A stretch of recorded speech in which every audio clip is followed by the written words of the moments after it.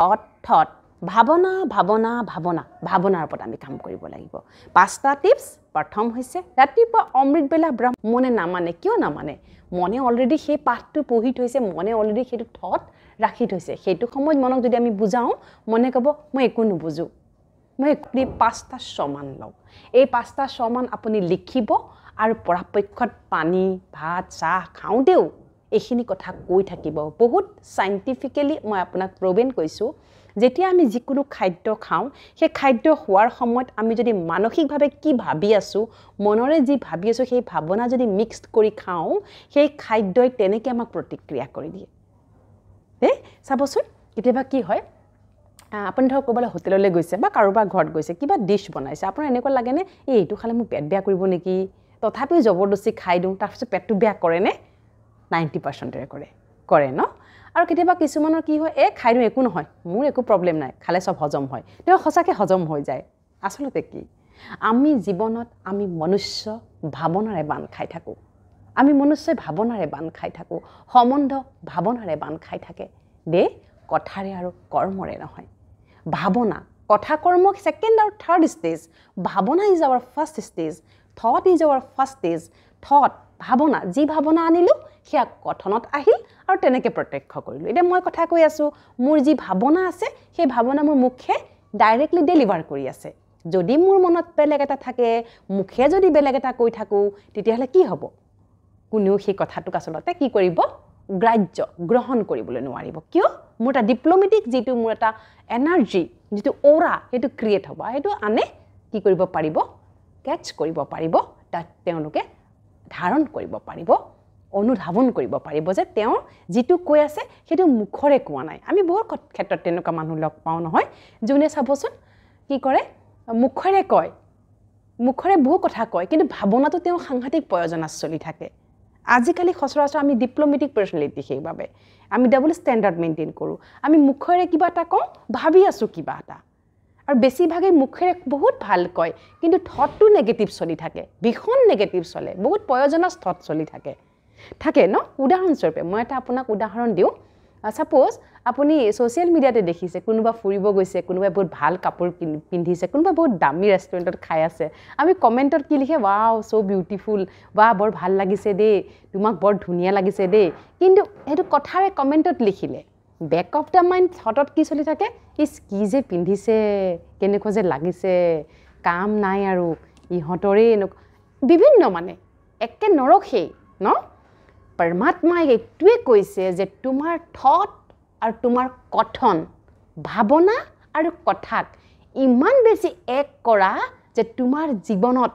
তুমি মান সন্মান বিচাৰিবই নালাগে তোমাৰ জীৱনত তুমি একোৱে কাকো বিচাৰিব নালাগে সকলো তোমাৰ সন্মুখত আহি হাজিৰ হৈ যাব কিন্তু আমি ভাৱনা মানে থট আৰু একশন কথা সংস্কাৰ টক ইত্যাদি কিন্তু এক হ'ব লাগিব আজিৰে পৰা আপোনালোকে এটো কৈ চাবচোন প্ৰথম মই আপোনাক অভ্যাস দিও যেতিয়া আপুনি আনক কথা ক'ব যেতিয়া আপুনি আনক কমেন্ট কৰিব যেতিয়া আপুনি আনক প্ৰশংসা কৰিব বা আনক আপুনি গাইডেন্স কৰিব উপদেশ দিব সদায় থট যেটো মনত চলিছে বেয়া থট নহয় কেতিয়াবা বেয়া থট চলে সেইটোক আপুনি চেঞ্জ কৰিব লাগিব কেতিয়াবা কি হয় ঈৰ্ষাৰ থট চলে ঈৰ্ষাৰ থটটো যদি আপুনি কৈ দিয়ে তেন্তে ব্যক্তিজনে বেয়া পাব আৰু সেইটোক নেগেটিভ থট আমি কেতিয়াও কাকো ক'ব নাপায় কৰিবও নাপায় লোকসানটো নিজৰ হয়নে গতিকে সদায় কি কৰিব যেতিয়া আপোনাৰ মনত যি ভাৱনা আহিছে সেই ভাৱনাটোক আপুনি আগতে প্ৰিপেয়াৰ কৰিব তাক প্ৰস্তুত কৰিব পজিটিভিটিৰে প্ৰস্তুত কৰিব তাৰ পিছতে আপুনি ডেলিভাৰ কৰিব দেই দৰকাৰ হলে আপুনি কমেন্টই নকৰিব হয়নে কিন্তু আপুনি এটো প্ৰেক্টিস কৰক যেহেতু আপোনাক বেছি সোশ্যাল মিডিয়াৰ প্লেটফৰ্মত থাকে সোশ্যাল মিডিয়া প্লেটফৰ্ম ঘৰৰ বাতাবৰণ ঘৰটো আমি কিমান অঙহি বঙহি এক্সটেন্ডেড ফ্যামিলি কাজিনস কিমান কলিগছত লগ পাই থাকো আপুনি দিনটো চেক কৰিব যে মই আজি যাক জি কম মই ৰিয়েল টু কম আনৰিয়েল নকম ৰিয়েলিস্টিক টু হে মই কম আনৰিয়েলিস্টিক কথা মই নকম দে গটিকে আপুনি কাবাক উপদেশ দিব বিচাৰিছে উপদেশটো এনেকৈ হ'ব পাৰে এই তোমাক এক কাপ কোনোবাই এজোৰ বেলেগ ধৰণৰ পোছাক পিন্ধিছে আপোনাৰ ভাল লাগা নাই পোছাকজু হয়তোবা সমাজতো বৰ বেছি গ্ৰহণযোগ্য নহয় খুব ভাল নহয় বাৰু ঠিক আছে আপুনি এনেকৈ ক'ব লাগিব দুটা তাত কোৱাৰ বহুত ধৰণ আছে এটাটো হৈ গ'ল যে মনতে ভাবিব ন ইছ কি যে কাপোৰ পিন্ধিছে আৰু লাষ্ট চৰম বোলে এটা সীমা আছে মানুহৰ অমুক তমুকে চলি আছে আৰু এটা হ'ব পাৰে যে মানে মনত চলিব ন যে আজিকালিৰ জেনেৰেশ্যন একো মান সন্মান নাই আনৰ প্ৰতি কোনো ৰেছপেক্ট নাই কোনো লজ্জাবোধ নাই ইত্যাদি ইত্যাদি চলিব তাতোতকৈ এই সোপা চলাই থকাতকৈ যদি আপুনি চিধাই সেই ব্যক্তিজনক যদি কয় কাপোৰযোৰ খুব ধুনীয়া তোমাকো খুব ধুনীয়া লাগিছে কিন্তু মই এটা জাষ্ট এটা মৰমৰে তোমাৰ ভণ্টি বা ভাই বাইদেউ বুলি এটা এডভাইচ দিওঁ যে কাপোৰযোৰ অকণমান চুটি বা কাপোৰযোৰ অকণমান বেছি ফেশ্বনেবল যিটো আমাৰ সমাজত অকণমান ডাঙৰ ওচৰত এই কাপোৰযোৰ পিন্ধিলে ইমান এটা ঠিক মানে নালাগে বা আনৰ দৃষ্টি অকণমান বেয়া হৈ যোৱাৰ সম্ভাৱনা থাকে গতিকে তুমি এইযোৰ য'ত তুমি ফ্ৰেণ্ডছৰ লগত বা ক'ৰবাত বেলেগত গ'লে সেই স্থান নিৰ্বিশেষে তুমি সেইযোৰ পৰিধান কৰা ইয়াত তুমি এযোৰ মেখেলা চাদৰ পিন্ধি আহিলে তোমাক বৰ সুন্দৰ লাগিব দে বেয়া নাপাবা এইটো মোৰ এজ চিষ্টাৰ তোমালৈ এটা এডভাইচ এনেকৈ যদি কৈ দিয়ে তেওঁৰ বহুত ভাল লাগিব হয়নে বাৰু গতিকে কথা আমাৰ যেতিয়া ডেলিভাৰ কৰোঁ very very important deliver should be always বহুত বেছি পজিটিভ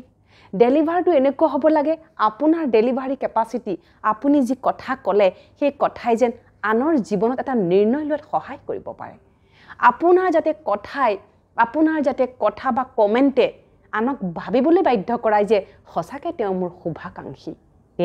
গতিকে আমি এনেদৰে জীৱনটো আৰম্ভ কৰিবলৈ আপুনি ষ্টাৰ্ট কৰকচোন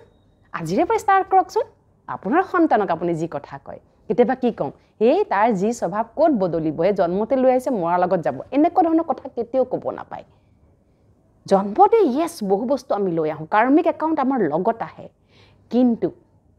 মৰাৰ লগত সি নাযায় আমি ইয়াক চেঞ্জ কৰিব পাৰোঁ দুৰ্ভাগ্য লৈ আহিব পাৰোঁ সৌভাগ্যলৈ ইয়াতে ৰূপান্তৰ কৰিব পাৰোঁ 100% কৰিব পাৰোঁ ৰত্নাকৰ যেনেকৈ বাল্মীকি হ'ল হয়নে বাৰু ক'ৰ দস্যু গৈ পেলাই কি হ'ল তেওঁ আজি কিমান ডাঙৰ মহাভাৰতৰ ৰচনা কৰি পেলালে গতিকে আমি কি কৰিব লাগিব পৰমাত্মাই কৈছে আমাৰ থট বুজিব কোনে লাগিব মনে আপুনি বুজিব লাগিব আপোনাৰ পৰিচয় কি মন বুদ্ধি সংস্কাৰ আমাৰ পৰিচয় কি মন বুদ্ধি সংস্কাৰ আমাৰ মনে ক'লেহে আমি ক'ম এইবোৰতো কৰ্ম ইন্দ্ৰিয় এতিয়া মোৰ মনে কৈ আছে কাৰণে মই মুখৰে কৈ আছোঁ আপোনাৰ মনে কৈ আছে দুখ লাগিছে কৈ আছে কাৰণে আপোনাৰ শৰীৰত সেইটো প্ৰকাশ পাইছে হয়নে বাৰু গতিকে অকণমান সূক্ষ্মভাৱে আপুনি চাওকচোন যে আমি কোন আচলতে আমি হৈছোঁ আচলতে এটা এনাৰ্জি আমি জীৱ আমাৰ জীৱ আছে বাবেতো আমি অনুভৱ কৰিছোঁ আমাৰ জীৱ আছে বাবেতো আমি আনে কোৱা কথাৰ আঘাত অনুভৱ কৰিছোঁ আনে প্ৰেম দিলে প্ৰেম অনুভৱ কৰিছোঁ কাৰণ কিয় আমি জীৱ আমি কনচিয়াছ আমি লাইভ আমি এটা লিভিং বিং সেইবাবে এই গোটেই জ্বৰটো আচলতে সেইবাবেই কওঁ সদায় যে আমি এই কথাখিনি জানিবলৈকে মনটোক শক্তিশালী কৰি ৰাখিবলৈকে আমাৰ ৰাজযোগৰ অতি আৱশ্যক হৈ পৰে